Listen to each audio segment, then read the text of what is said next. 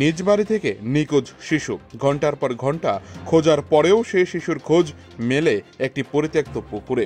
গা শিউরে ওঠায় এই ঘটনায় এলাকা জুড়ে তীব্র আতঙ্ক। শিশু পাচার কাণ্ডের ইঙ্গিত নয় তো, এমনটাই গুঞ্জন এলাকা জুড়ে। ঘটনাটি ঘটেছে সিপাহীজলা জেলার বিশালগড় মহকুমাধীন পশ্চিম লক্ষ্মীবিল এলাকায়। সোমবার সকালে ওই গ্রামের নীলকমল এলাকার বাসিন্দা বিশ্বজিৎ ঘোষের ছেলে বিবেক ঘোষ, ডাকনাম শন, আচমকা নিজ বাড়ি থেকেই নিখোঁজ হয়ে যায়। পরবর্তী সময়ে পাড়ার প্রতিবেশীরা নিখোঁজ শিশুকে উদ্ধার করার জন্য দৌড়ঝাঁপ শুরু করে। খোঁজ করতে থাকে বাড়ির পার্শ্ববর্তী একটি পুকুর থেকে 2.5 বছরের ছোট্ট শিশু বিবেক ঘোষকে উদ্ধার করে গ্রামবাসী। তড়িঘড়ি নিয়ে আসা হয় মহকুমা হাসপাতালে। পরে বিশালগড় মহকুমা হাসপাতালের কর্তব্যরত চিকিৎসক প্রাথমিক চিকিৎসা করার পর তার অবস্থা গুরুতর হওয়ায় তাকে আগরতলা হাঁপানিয়া হাসপাতালে রেফার করা হয়। সেখানেই মৃত্যুর কোলে ঢলে পড়ে শিশুটি। সংবাদ মাধ্যমের দ্বারস্থ হয়ে এলাকাবাসীরা জানান, ওই শিশুকে কে বা কাহারা পাচার করার উদ্দেশ্যে নিয়ে যাওয়ার পথে পুকুরে ফেলে দিয়ে পালিয়ে গিয়েছে। এই ঘটনায় এলাকা জুড়ে শিশু পাচারের ঘটনায় নতুন করে ভয় বিরাজ করছে। প্রশাসনের করা নজরদারির দাবি উঠছে। বিশালগড় থেকে নিজস্ব প্রতিনিধির রিপোর্ট, টিভি 100 বাংলা।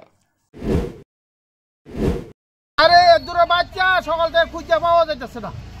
এরপরে শুনছে এর জলের মধ্যে সবাই দৌড়ে যেতে, এ বাচ্চা কোনো মতেই চলে যাইতে পারে না। নিশ্চয়ই কোনো রূপ নিত লইছে, এটা পারছে না সামলাইতে, এটা জল ভালাই দিয়ে গেছে। ঠিক এরকমই হইব। বাড়ির থেকে কত দূরে গিয়ে পাওয়া গেছে? বাড়ির থেকে 300 মিটার 200 কিলোমিটার হবে বাড়ির থেকে। 200 মিটার 200 মিটার দূরে পাওয়া গেছে। 200 মিটার দূরে। যে ছেলেটা পাওয়া গেছে তার বয়স কত হইব? বয়স 2.5 বছর 3 বছর হইব আর কি। ছোট্ট কথাও কইতে পারে না বালকেরা। কি নাম এই জায়গাটা? এটা নীলকমল। কি হয়েছে ম্যাম ঘটনাটা? একটা বাচ্চাকে নিয়ে এসছে।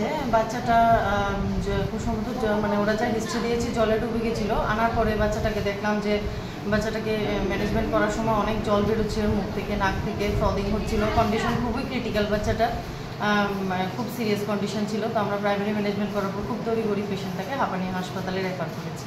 বর্তমানে কি বাচ্চাটা জীবিত আছে না? হ্যাঁ, বাচ্চাটা যখন এসছে তখন সব কিছু পেয়েছি, বাট খুবই ফিবল ছিল, পালসও খুব ফিবল ছিল, হার্ট সাউন্ডও খুবই ফিবল ছিল, কন্ডিশন খুবই ক্রিটিক্যাল বাচ্চাটা।